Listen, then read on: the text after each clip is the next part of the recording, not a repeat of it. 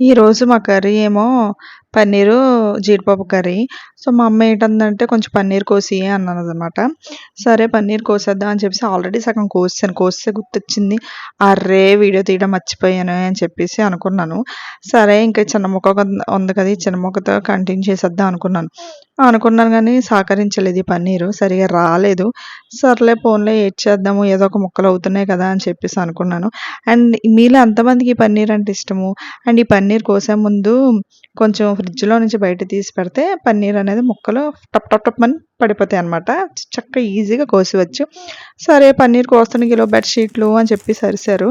సరే అని చెప్పి వెళ్లి చూసాను. వెళ్ళగానే అతనేమో "అమ్మ ఫస్ట్ బోని చెయ్యమ్మా" అన్నారు. సరే అని చెప్పేసి మన జాలిగుండ తట్టుకోలేక ఈ 3 బెడ్‌షీట్‌లయితే తీసుకున్నాను. నిజమే కదా! షాపింగ్ మాల్‌లో అంతలాగా మనం అంత ఖర్చు పెట్టి కొంటాము. బట్ వీళ్ళింత తిరిగి కష్టపడతారు. వీళ్ళ దగ్గర కొనొచ్చు కదా! అని చెప్పి కొన్నాను.